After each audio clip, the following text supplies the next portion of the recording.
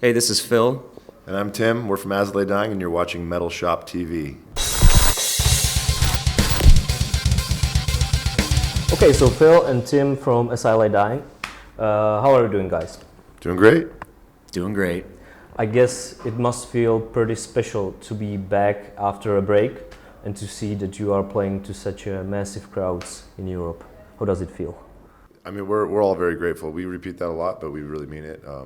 I think every show we play here has gotten a little bit bigger, so we're thankful for that. And the energy from the crowd is, I think they missed us and we missed them, so there's a lot of energy from the crowd. Did you expect to be as big as it is? Definitely not. No, definitely it was very surprising, but I think that gives us, more excitement to want to put on the best show and best experience for our fans. Okay, so let's get to the new record, Shaped by Fire. Was this album like you went to the studio and you jammed and you've done it, or was it like long time in the process? Was it a difficult album to make? Well, we started with My Own Grave first, just kind of working on one song, kind of see where that takes us next. And just over the years, I think we've all become more Pro Tool savvy, being able to work just on a computer together, kind of shaping the song, and then we kind of get in the room and start jamming it out. And then from there, it was just keep working, work towards an album, but we were also doing tours in between it, so it was kind of like this back and forth mentally. But I think it took about a year, and it was actually a very positive experience for all of us. If I'm correct, you self-produced this album. Why did you decide to do this instead of maybe bringing some outside producer to do it with you? Yeah, so we solidified the arrangements with Adam D from Killswitch Engage, and then after that, we tracked drums with him, and then took it to our individual houses. And all of us are very, at least experienced enough to record our own parts and feel very comfortable. I feel like I get the best performances when I'm able to sit on it and record myself and get the song to a place where I'm proud of my own performance before the guys hear it, and then they give me their notes, and then I refine it from there. And I feel like Phil records at his place, so I'll let him explain. Yeah, I think it adds a little bit more of our own individual personalities, being as involved as we are on our parts. But we definitely have a team of people that we trust in their strengths, such as Adam D being helping with arrangements and a lot of the engineering. Joseph McQueen, who is Josh's, our bass player, studio partner, mixed majority of the album except for My Own Grave.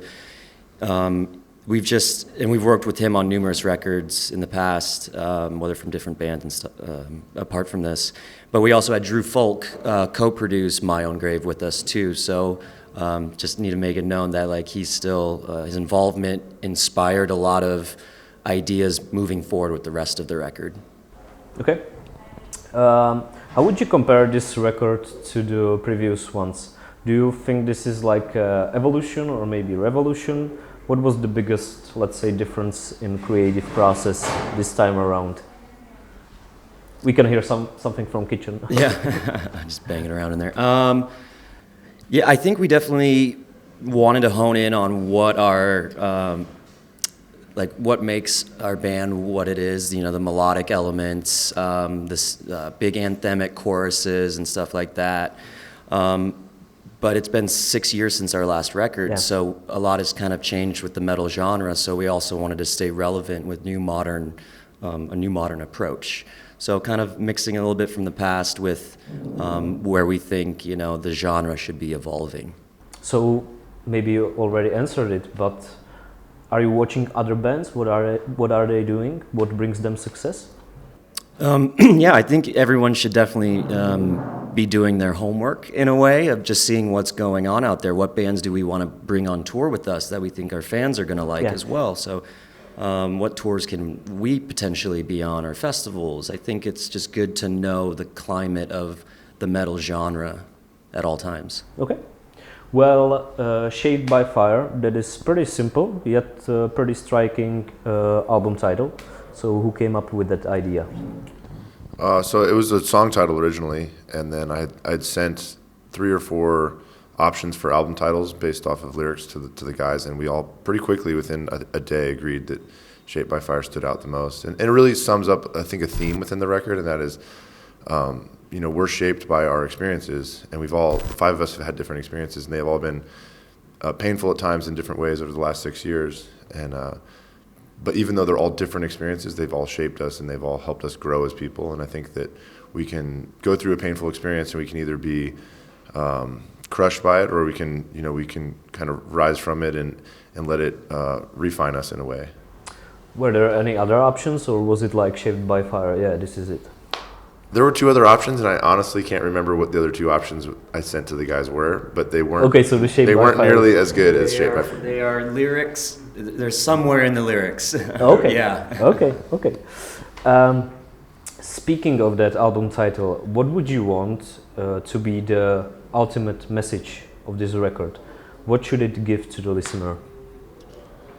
Well, it's hard to sum up lyrically what I want to say in like one sentence, but I would say that regardless of what somebody's gone through, if they choose to turn those experiences into something positive, it's a lot of work, and it could take some time and healing, but eventually even our most painful processes can become very positive in the end.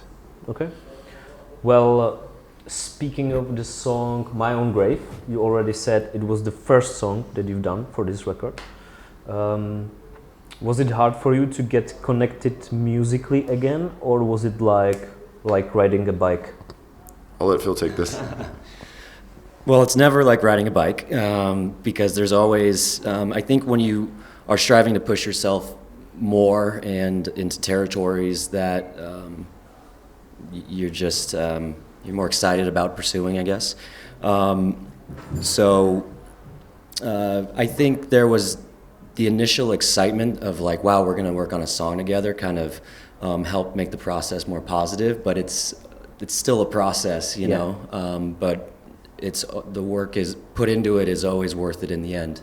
Okay. Well, Tim, for you personally, which song of the whole bunch right now is the closest to your heart? Which do you think transcribes the message you want to give to the listeners in the best way?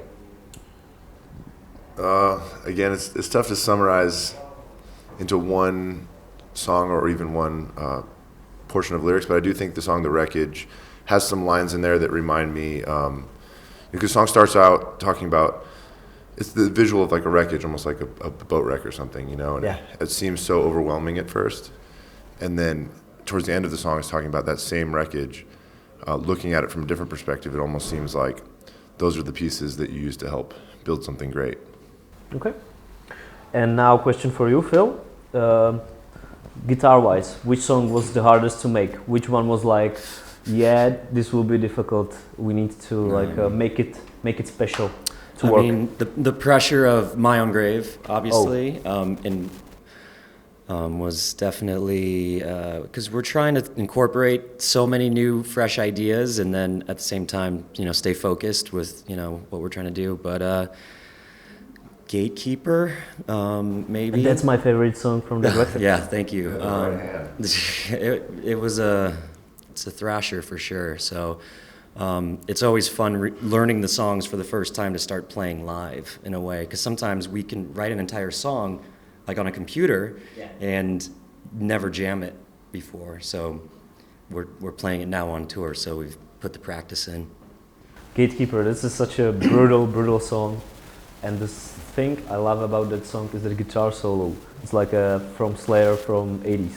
It's a dueling guitar solo. So we do the back-to-back. Nick starts and then I go. There's like a key change, so it's ramping up, and then just working on writing that song. It just felt exciting. Like, oh man, we're gonna do this. So it's cool. And it paid out. So. You are one of the most influential and maybe the biggest metalcore bands of all time, so your word has a meaning. So what metalcore bands are you listening to right now? Maybe some special shout-outs to some younger bands? It's so different to necessarily know which bands are actually metalcore, but if you're fusing metal and hardcore together, I would say a band like Knocked Loose is pretty cool. Okay. Architects, I think, is a band we all really like. Those are two good choices. Yeah. Okay. So the last question, guys. What is the next for As I Lay Dying? I guess more touring. Are you taking this whole thing right now, day by day, or are you taking this like we've got a huge dreams ahead of us? I think just we have a lot of fans that have missed us, and we have missed them. So we are getting offers from other countries coming up. So it's like, well, yeah, we want to go there. Like, it's been years since we've been back. So there's definitely no stopping for us, but we are taking everything a day at a time, just to make sure that the environment is healthy and positive for everyone. Okay. So thank you so much, Tim, for your time, guys. Thank you. Yeah, thank you. Thank you. Greatly appreciate it. So, Phil and Tim, As I Lay Dying for Metalshop TV. Rock on.